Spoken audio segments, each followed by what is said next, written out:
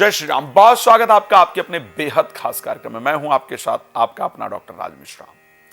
आप लोग जानते हैं मिथुन राशि के जो मेरे जातक जातिका हैं मेरे लिए बहुत प्रिय हैं और मैं चाहता हूं कि एक बेहतरीन जानकारी आप सबको हमेशा देता रहूं। फरवरी आपके लिए किस प्रकार व्यतीत होगा। फरवरी में आपके जो राशि स्वामी हैं वो करीब 3 राशियों में मूव ऑन हो रहे हैं।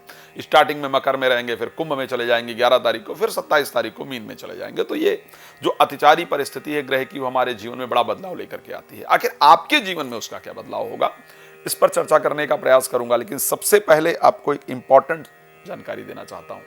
यदि आप चाहते हैं कि राम कथा हो आपके घर में, आपके क्षेत्र में, श्री शिव महापुराण की कथा हो, श्रीमद् भागवत की शानदार आनंददायी कथा हो और वो कथा मेरे द्वारा हो, तो कृपया आप मुझसे उसके लिए संपर्क कर सकते हैं, बातचीत कर सकते हैं।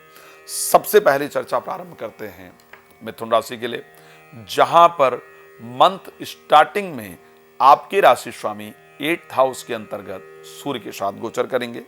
आपके राशि में मंगल गोचर करेंगे। शनि 9th हाउस में, राहु चंद्रमा शुक्र जो है वो 10th हाउस में। क्या रहेगा?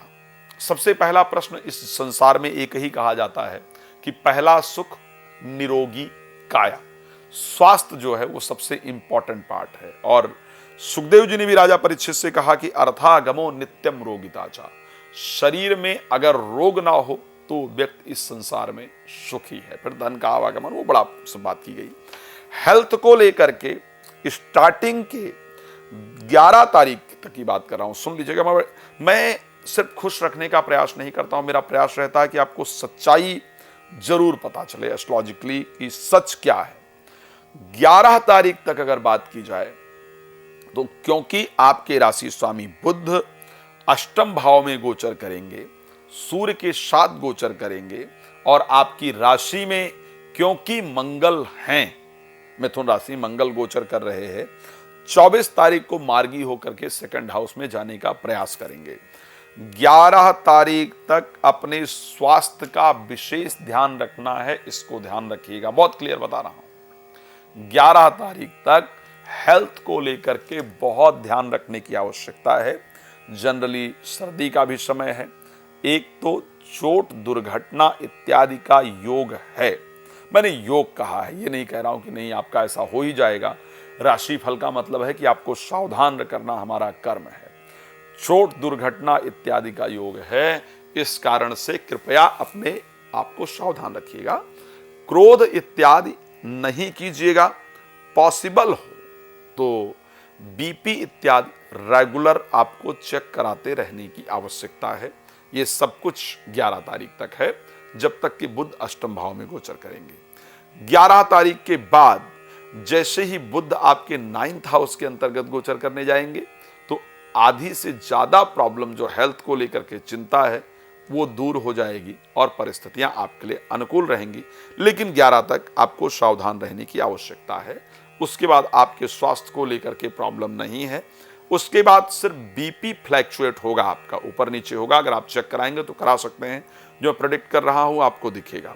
साथ में क्रोध अत्यधिक उत्पन्न होने की जो संभावना है वो उसके बाद आपकी बनेगी। तो हेल्थ को लेकर के फरवरी 11 तारीख तक सावधानी की आवश्यकता है, लेकिन 11 तारीख के बाद की जो कंडीशन है वो निश्चित रूप से आपके लिए बेहतर है। अब बात कर लेते हैं तो साहब वेल्थ को लेकर के परिस्थिति बताइए कि वेल्थ की कंडीशन आखिर क्या रहने वाली है। देखिए, वेल्थ को लेकर के क्योंकि 11th हाउस के स्वामी मंगल आपकी राशि के अंतर्गत रहेंगे और फिर वो मार्गी होंगे 24 तारीख को, तो आपके 2nd हाउस में जाएंगे। इट मीन्स कि पैसा तो भाई आएगा, पैसा ना आए वो वाली परिस्थिति इस राशि में नहीं दिख रहा है।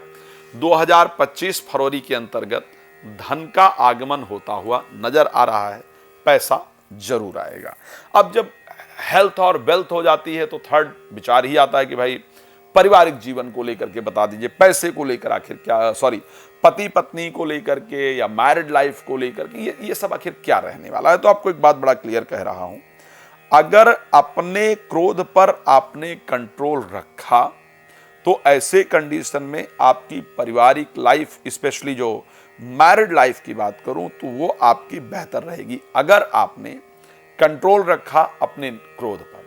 अगर क्रोध पर कंट्रोल नहीं रख पाए तो यह कंफर्म है कि लग्न में मंगल होने के कारण जीवन संगिनी को भी क्रोध उत्पन्न हो और उसके कारण आपके आपसी रिलेशन के अंदर प्रॉब्लम आए। तो अपने क्रोध पर कंट्रोल रखने की आवश्यकता फरवरी महीने में रहने वाली है। बट वैवाहिक जीवन में कोई बहुत बड़ा कोई तूफान आने वाला है, इस प्रकार की कंडीशन दिखती नहीं है। अगर उसको पोलाइटली हैंडल करने का प्रयास किया जाएगा, सिचुएशन निश्चित रूप से अंडर कंट्रोल रहेगी, बेहतर परिस्थिति रहेगी। कुछ धार्मिक चीजों पर इस महीने आपका खर्च अधिक होने वाला है। अब चलिए तीसरी परिस्थिति की बात कर लेते हैं। प्रोफेशनल लाइफ कैसी रहेगी, नौकरी इत्यादि को लेकर के क्या परिस्थिति रहेगी। एक बात कहना चाहता हूं, जो लोग आउट ऑफ कंट्री रहते हैं, इंडिया से बाहर रहते हैं, आपके मन में जॉब छूटने को लेकर के बहुत सारी चिंताएं रहने वाली हैं। आउट ऑफ कंट्री यदि रहते हैं तो कुछ वहां की पॉलिसीज इस प्रकार की फरवरी में बनने वाली हैं जो आपके जॉब की चिंता को बहुत ज्यादा इंक्रीज करने वाली हैं, बढ़ाने वाली हैं। लेकिन अगर आप अपने देश के अंदर रहते हैं और विदेश में जॉब तलाश कर रहे हैं तो आपको जॉब मिल जाएगी। अब सोचो, दोनों बातें बड़ी डिफरेंट है कि आपको अगर यहां रहते हैं तो आपको जॉब बाहर मिल जाएगी, अगर आप बाहर हैं तो आपकी जॉब जाने का योग है, क्योंकि परिस्थिति चेंज होने पर प्लैनेट की जो क्रिया है उसमें परिवर्तन आ जाता है, प्लैनेट के जो विचार हैं उसके अंदर परिवर्तन नजर आ जाता है। सो एक तो ये परिस्थिति रहेगी। विदेश यात्रा जो लोग करना चाहते हैं उनकी इस महीने विदेश यात्रा का योग है। नौकरी में ठीक ठाक परिस्थिति रहेगी, बृहस्पति के मार्गी हो जाने से नौकरी में कोई बहुत बड़ा बदलाव नहीं दिख रहा है। थोड़े सावधान होकर काम करने की आवश्यकता जॉब में रहेगी, वो मैं क्लियर करके जा रहा हूं। संतान को लेकर के, एजुकेशन को लेकर के और प्रेम संबंध को लेकर के अगर देखें तो क्या परिस्थिति रहेगी। देखिए, संतान जिनको नहीं है या बच्चों का बिहेवियर खराब है तो फरवरी में उसमें सुधार आएगा। एजुकेशन में अच्छी तरीके से मन लगेगा, एजुकेशन वाइज फरवरी आपका बेहतर रहेगा। अब बात आती है प्रेम संबंध को लेकर के, तो 27 से 2-3 दिन का जो बिल्कुल लास्ट का समय होगा उसमें प्रेम संबंध इत्यादि बनने का योग है। खैर, आप बहुत कुछ जानना चाहते होंगे, समय क्योंकि आप जानते हैं कम होता है, बहुत सारी चर्चा करना पॉसिबल नहीं है। रात को 9 बजे, दोपहर को 12 बजे फ्री लाइव होता है, उसमें जुड़ सकते हैं। समय ले लीजिए, नंबर दिख रहा है, कॉल कर लीजिए, मेरे साथ बात कर लीजिए, अपने बारे में पूरी डिटेल इंफॉर्मेशन आप प्राप्त कर सकते हैं। भगवान आपको सुखी रखें, ये मेरी शुभकामना है। धन्यवाद जुड़ने के लिए। जय श्री राम।